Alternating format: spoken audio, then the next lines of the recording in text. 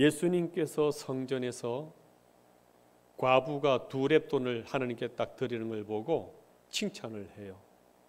그리고서는 성전 바깥으로 나가서 감림산 쪽으로 올라가고 있습니다. 가다 보니까 있을 때는 안 보였는데 떨어지니까 보이기 시작하는 거예요. 멀리서 보니까 이 성전이 그렇게 웅장하고 화려하고 정말 명품 브랜드이거든요. 그래서 제자들이 예수님께 얘기를 건넵니다. 예수님, 저 성전 어떻습니까? 괜찮죠? 자랑하듯이 과시하듯이 딱 예수님께 내밉니다. 칭찬을 받았고, 그래, 대단한 우리 이스라엘 민족의 브랜드야, 진짜 명품이지, 이렇게 할 줄 알았습니다. 그런데 예수님께서는 그런 말씀 안 하세요. 이 성전은 그야말로 수입산 대리석으로 만들었고 80여년간을 헤롯 왕이 대를 이어서 지었기 때문에 웅장 그 자체고 화려함의 그 자체였었습니다. 그래서 요세푸스 역사관 이렇게 기록합니다. 성전의 하얀 대리석이 황혼에 비치면 수십 리 밖에서도 성전이 황금빛으로 반짝반짝거린다. 이렇게 화려하고 웅장한 이 성전입니다. 그런데 예수님께서 뜻밖의 말씀을 하십니다. 2절 보십시오. 예수께서 이르시되 내가 이 큰 건물들을 보느냐, 돌 하나도 돌 위에 남지 않고 다 무너뜨리리라 하시니라. 제자들 귀를 의심해야 되는 거예요. 설마 하나님의 집이 어떻게 무너집니까? 이렇게 웅장하고 큰 건물이 우리의 브랜드인데, 우리 민족의 명품인데 이게 어떻게 무너지겠습니까? 기다려봐. 하나님께서는 말씀하십니다. 세상적인 자랑거리, 세속적인 이런 사이즈 덩치들은 다 무너진다, 이렇게 말씀하고 있습니다. 사진 한번 보시면요, 이 헤롯 성전은 실제적으로 그렇습니다. 지상에 있었던 어떤 신전보다도 가장 큰 땅, 가장 큰 건물, 가장 넓은 곳을 차지하고 있었습니다. 로마 황제도 이런 신전 없었어요. 황금으로 지어지는. 그래서 나중에 무너졌을 때 보니까 돌 사이에 보석이 박혔을 정도로, 그래서 로마 군대들은 이 보석을 찾아내려고 돌을 전부 다 해부를 해요. 다 빼갈 정도로. 이 성전 전체에서 이제 조금 성전만 들어가 보면 이렇습니다. 다음 사진 보시면 이게 성전인데 저 안에서 양을 죽여서 제사 지내고 제사장이 하나님께 올려드리고 죄인들은 죄 씻음 받아서 다시 동문을 향하여 나오는 이런 것입니다. 세 번째 보시면 이게 결국 멸망을 당하고 다 무너져요. 그리고 저것은 그 벽 하나, 그 웅장했던 솔로몬 성전이 다 무너지고 난 뒤에 벽만 조금 남았어요. 왜 남겼냐 그러면은 로마 군대가 우리가 이 어마어마한 것을 우리가 무너뜨렸다, 이걸 기록에 남기기 위해서 요것만 딱 남깁니다. 저 보시면 사람의 무게에 아마 10배 정도에 되는 대리석들이에요. 자연 대리석. 이 큰 이 웅장한 돌들을 쌓고 쌓아서 80년간 지었으니까 얼마나 웅장했겠냐 하는 것이지요. 이렇게 우리 사람들은 큰 걸 좋아해요. 큰 것으로 자기를 치장하고 자랑하려고 그래요. 그런데 하나님 없는 큰 것, 하나님 다 무너뜨립니다. 하나님 없는 큰 아파트, 대기업, 부자, 유명 대학, 하나님이 주신 게 아닌 내 욕심으로, 내 자랑거리로, 내 과시하려는 이런 것으로 취하는 모든 것들은 결국은 다 무너져요. 화려한 성전이 자기들의 브랜드였고 명품이었습니다. 그런데 하나님이 빠져있는 이런 모든 것들은 하나님이 다 무너뜨린다. 그게 땅 끝에 임하는 예수 그리스도 임하실 때의 모습이다, 이렇게 설명하고 있습니다. 우리는 하나님이 보내시는 곳으로 가서 일하는 거예요. 하나님이 주시는 것으로 일하는 거예요. 그런데 이게 아니에요. 하나님은 없어요. 하나님의 뜻은 빠져버렸어요. 오직 내 능력, 내 소유, 내 큰 것, 이런 과시할 만한 이런 부분 껍데기를 가지고 자꾸 나가는 것에 하나님께서 그거 다 쓰러질 거야. 다 무너질 거야. 껍데기야. 진짜 자랑하고 진짜 소중히 여기고 진짜 우리가 귀히 여겨야 될 성전은 이 건물 성전이 아니라 너 자신이다. 너희는 성령이 거하시는 하나님의 영이 거하시는 성전인 것을 너희들이 알지 못하느뇨? 이 세상보다도 그 어떤 것보다도 가장 소중하고 귀중하고 웅장한 것은 구원받은 여러분 자신이 가장 귀한 존재인 것을 믿으시기를 바랍니다. 그래서 이 제자들이 이런 일이 설마 이 위대한 것이 무너져? 그러면 예수님 마지막 때가 되면 예수님이 다시 재림하실 때가 되면 이 세상 끝은 어떤 징조 현상이 일어날까요? 조심스럽게 질문을 합니다. 그래서 예수님께서 이제 드디어 설교를 하시는 거예요. 당대에 있어질 현상들과 다시 예수님이 죽고 난 이후에 부활하실 때에 있어질 일들. 그래서 두 산봉우리를 두고서 예수님께서 쫙 말씀을 하시는 거예요. 그러니까 헷갈리는 거예요. 이게 지금 있을 일인지 나중에 있을 일인지 재림 때 있을 일인지 지금 현재 무너질 예루살렘인지 헷갈릴 정도에 섞여 있습니다. 이걸 이중적 예언이라는 말씀을 하는데 이런 부분들 가지고 제가 잠깐 우리 좀 성경 구절 찾아가면서 종말이 아니라 진통의 시작인 걸 말해요. 이 예수님이 재림하셔서 끝이 아니라 예수님이 오실 때의 진통, 이 땅의 현상들이 이렇게 된다는 것을 한 4가지 정도만 보기를 원합니다. 먼저요, 가짜 예수가 많이 등장해요. 거짓 선지자, 거짓 교사, 이 이단, 신천지가 많이 등장한다는 것입니다. 6절 말씀 같이 한번 읽어볼까요? 같이 읽습니다. 시작. 많은 사람이 내 이름으로 와서 이르되 내가 그라하여 많은 사람을 미혹하리라. 그래서 내가 구세주라는 거예요. 한국에 이렇게 사람 찾아보니까 현재 한 44명이라 그래요. 44명이 내가 예수다, 내가 구세주다, 내가 메시아다. 그리고 계룡산이라든지 지리산 밑에서 돛 닦고 있는 사람 중에서 자칭 예수라는 사람들이 그렇게 많다고 하는데, 이런 신천지 같은 이 교주들은 지금도 앞으로도 계속 등장할 겁니다. 이게 말세를 향한 진통의 시작이라는 것입니다. 그리고 이들의 방향은 어디로 가냐 그러면 결국은 다원주의예요. 누굴 믿든 간에 복 받으면 되지. 기복신앙적으로 누구든지 누가 주든 간에 복만 받으면 되지. 꼭 하나님 믿어야 돼? 예수님 믿어야 돼? 누구든지 복만 준다면, 이러한 다원주의 신앙으로 아무나 능력이 있고 기적과 표적만 일으킨다면 따라가야지 하는 이런 다원주의 신앙으로 간다는 것입니다. 계시록 17장 1, 2절 보십시오. 이리로 오라. 많은 물 위에 앉은 큰 엄녀가, 이 엄녀가 누구냐 그러면은 가짜 그리스도입니다. 많은 물 위라는 것은 세상의 다양한 풍조를 다 모았다는 거예요. 그래서 결국은 종교를 취합하고 철학을 취합하고 세상의 모든 것을 다 섞어갖고 내가 이 종교를 다 가지고 있는 메시아다 하는 이런 거짓 그리스도, 이 엄녀가 받을 심판을 내게 보이리라. 땅의 임금들도 그와 더불어 음행하였고 땅에 사는 자들도 그 음행에 포도주를 취하였다. 그래서 이 안에서 이 영적 간음이 일어나는, 하나님보다도 이 가짜 그리스도, 적 그리스도를 향하여 모이고 예배하고 뭉쳐지고 동맹을 맺는 이런 일들이 일어난다는 것입니다. 기억하십시오. 어디로 가든 뭐로 가든 서울만 가면 되지 않느냐? 아닙니다. 여러분 부모님이 한 분 존재하듯이 우리 하나님은 한 분인 것을 믿으시기를 바랍니다.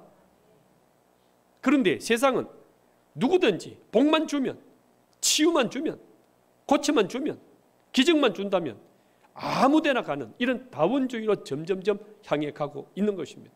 그리고 종교 전쟁이 많이 일어나요. 특히 이슬람 계통. 종교 전쟁이 자꾸 일어나니까 누구를 기대하냐 그러면은 이 모든 걸 통합해 줄 하나의 뭔가가 좀 생기면 더 좋지 않냐 이런 걸 기대하게 되는 거예요. 경제를 통합해 주고 이 어려운 지진, 어려운 전쟁, 이 어려운 종교들, 저 테러 싹 모아가지고 하나로 딱 우리를 일치시켜 줄 그런 메시아가 없냐? 그걸 교황이라고 얘기하는 사람들도 있습니다. 이렇게 종교 다원주의로 나아가면서 내가 메시아다, 내가 예수다 하는 이런 부분들이 점점점 일어나는데 이것은 종말이 아니라 진통의 시작에 불과하다는 거예요. 두 번째는 전쟁, 나라끼리, 민족끼리 싸움, 전쟁이 자꾸 일어난다 말씀하고 있습니다. 한번 생각해 보십시오. 이 문명 시대에, 이 민주주의 시대에, 이 정부 시대에 전쟁이 일으킨다? 저 원시적인 전쟁이 일어나나? 믿어지지 않아요. 그런데 일어난다니까요. 이게 세상 끝을 향한 진통의 시작이라는 것입니다. 시리아, 팔레스타인 곳곳에서 계속 전쟁이 일어날 것입니다. 이번에 우크라이나를 침략한 러시아를 보셨죠? 이런 전쟁을 볼 때마다 여러분들의 눈은 그냥 큰 나라가 저거 욕심부리고 삼키려고 침공했네 이렇게 보시면 아니 됩니다. 이것이 예수님 마지막 재림을 향하여 한 걸음 한 걸음 진행해 나가고 있는 시나리오 중에 하나구나를 바라볼 수가 있어야 됩니다. 에스겔 39장 한번 보십시오. 그러므로 인자야 너는 곡 마곡이라는 땅의 왕이 곡이에요. 연하여 이르기를 주 여호와께서 이같이 말씀하시되 로스, 메색, 두발왕, 고가 내가 너를 대적하여 이렇게 말씀이 나와요. 하나님을 대적하고 이스라엘을 대적하고 하나님 나라를 대적하는 이런 전쟁의 이 무리들이 계속적으로 나온다고 예언을 하고 있는데 여기서 한번 보십시오. 로스가 뭘 말할까요? 로스, 러시아, 이스라엘을 대적했던 북방 세력을 말해요. 러시아예요. 러시아 원어가 여기서 나온 단어예요. 이게요 2600년 전에 하나님이 예언하신 거예요. 이때 러시아 없었습니다. 그런데 하나님이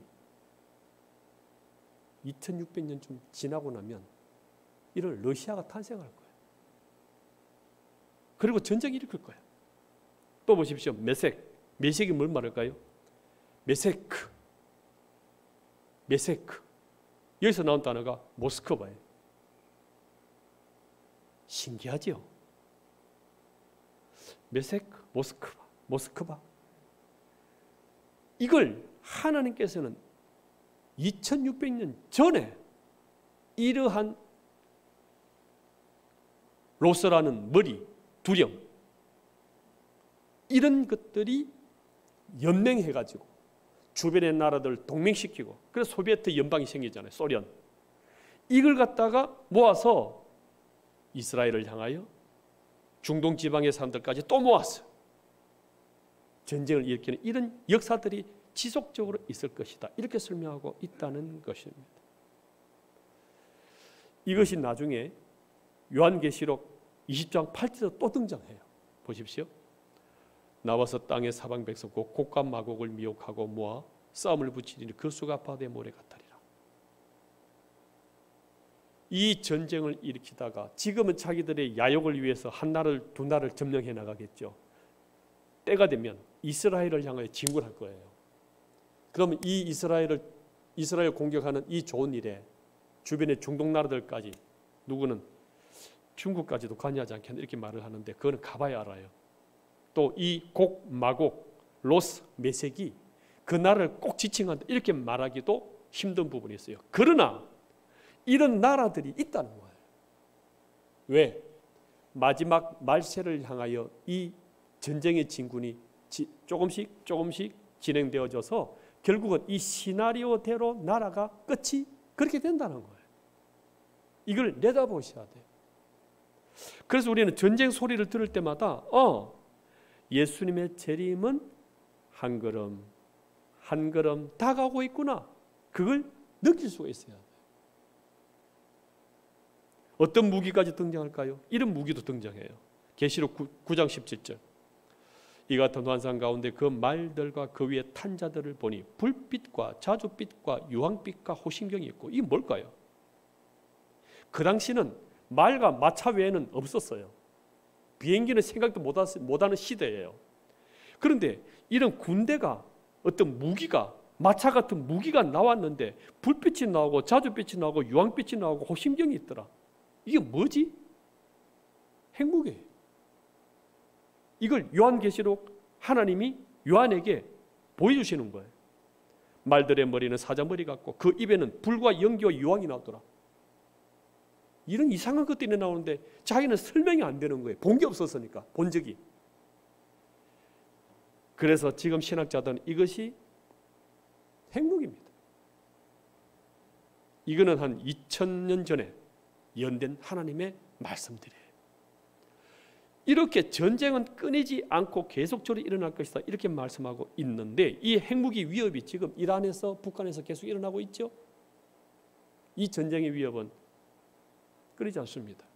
그때마다 우리는 생각할 것이, 예수님의 발걸음은 한 걸음 한 걸음 다가오고 있구나를 내다보시면서 우리는 깨어나야 돼요. 전쟁을 보면서 예수님의 시간은 점점점 짧아지고 있구나 하고 깨어나라는 것입니다. 세 번째는 환난과 박해예요. 9절 한번 보십시오. 너희는 스스로 조심하라. 사람들이 너희를 공에 넘겨주겠고 너희는 회당에서 매질당했으며 나로 말미암아 너희가 권력자들과 임금들 앞에 서리니. 잡혀가요. 예수 믿는 것의 죽음을 걸어야 돼요.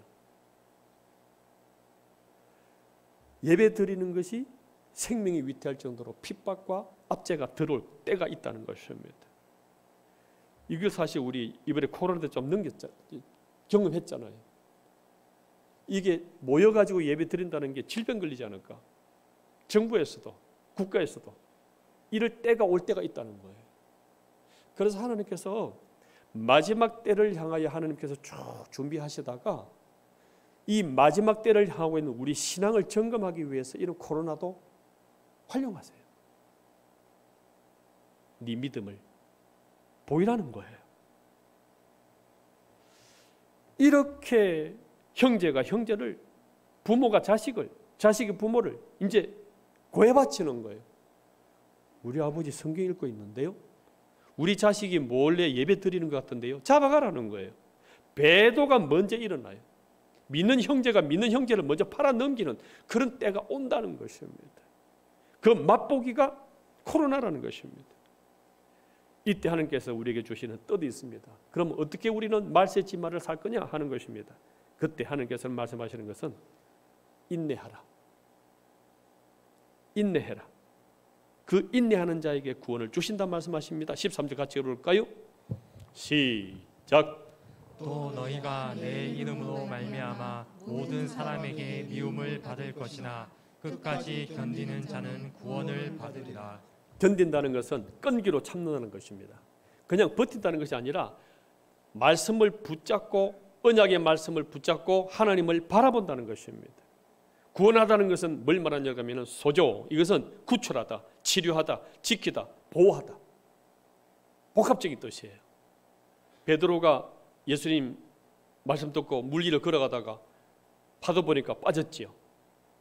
그때 주여 나로 명하사 구원하여 주옵소서. 그때 말씀이 소조. 그래서 이 구원이라는 것은 우리 영혼이 구원받아 천국 가는 그것도, 영생도 구원 맞고요, 어떤 위협, 파도, 불, 전쟁에서 구출받는 것도 소조, 구원이고요, 질병에서 치료되는 것도 구원이고요, 이런 복합적인 이런 모든 구원, 이런 모든 보호, 인도를 하나님이 하신다. 걱정하지 말아라.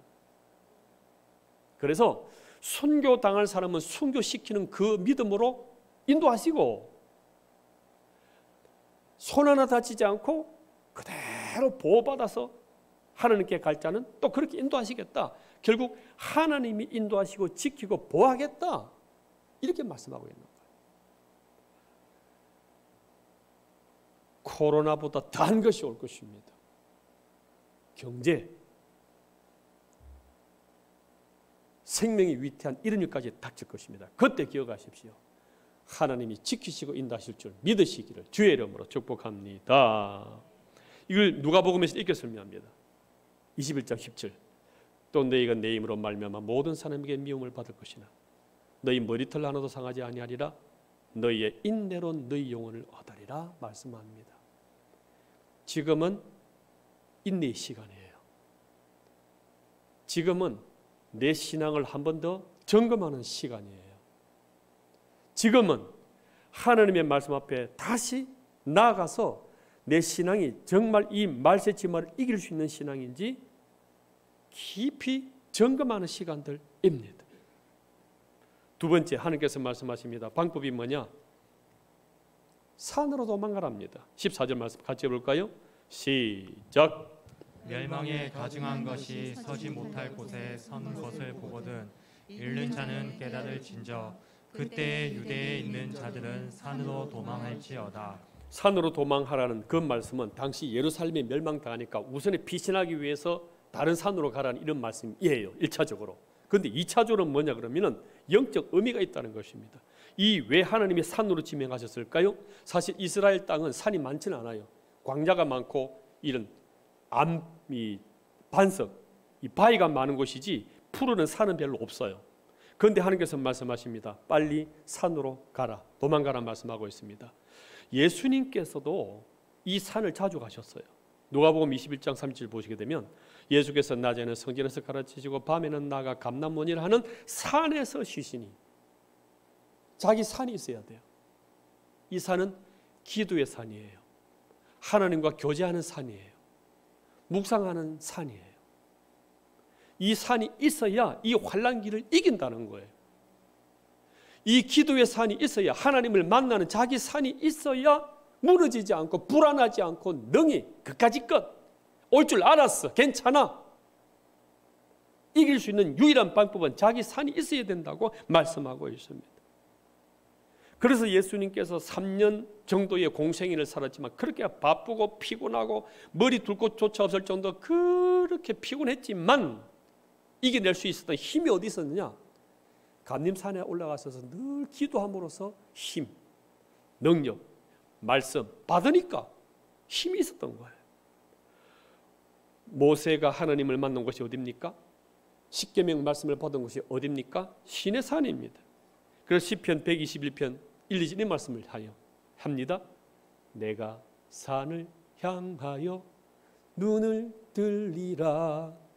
나의 도움이 어디서 올꼬. 모세가 그 많은 영혼들을 인도하면서 불평불만 받아가면서 전쟁 치르면서 이 200만 이상의 그 대군을 이끌고 40년간을 이렇게 이겨낼 수 있었던 힘은 산이었어요. 엘리사도 마찬가지입니다. 이 엘리사도 자기가 자주 찾아갔던 갈멜산이 있었던 거예요. 그래서 이 갈멜산에서 힘과 은혜와 말씀을 받아 힘이 생기니까 사마리아 땅으로 가고 곳곳에 가서 말씀을 전할 수가 있었던 힘이 여기에 있었습니다. 지금 여러분은 어디로 자주 가십니까? 지금 여러분은 어디를 찾으십니까? 기도의 산으로 가십시오. 기도의 방으로 가십시오. 말씀의 센터로 가십시오. 이 기도의 시간, 이 말씀의 센터로 가셔서 힘, 능력, 흔들리지 않는 큰 힘을 입으시는 저와 여러분 되시기를 주의 이름으로 축복합니다. 마지막으로는요, 복음 전파예요. 이 땅을 이길 수 있는, 이 땅을 살릴 수 있는, 이 땅을 건질 수 있는 유일한 것은 복음 전파예요. 10절 말씀 보십시오. 또 복음이 먼저 만국에 전파되어야 할 것이니 그때서라야 땅 끝이 온다 그랬습니다.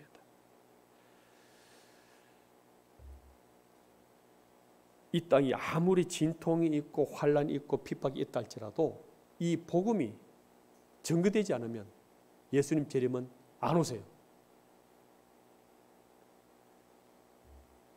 하나님 괴롭습니다. 이 땅이 너무 힘듭니다. 살아가기가 너무나 버티기가 어렵습니다. 예수님 빨리, 오늘 우리 찬송 너무 좋았어요. 마라나타, 주 예수의 오시옵소서. 주의 오시옵소서. 너희들은 죽기 원합니다. 살기가 너무 힘듭니다. 그래 본들, 이 복음이 전거되지 않으면 예수님은 안 오세요. 그래서 생명을 살리고 영혼을 살리고 하나님을 하나님을 알아가는 이 백성들이 되어져야 그때서 하나님이 모든 걸 다 접수하러 이 땅에 오신다. 이렇게 설명하고 있습니다. 이 복음으로 생명을 건지시고 이 복음으로 영혼을 살리시고 이웃을 하나님의 자녀로 천국으로 만들어 나가는 저와 여러분 다 되시기를 예수님 이름으로 축복합니다.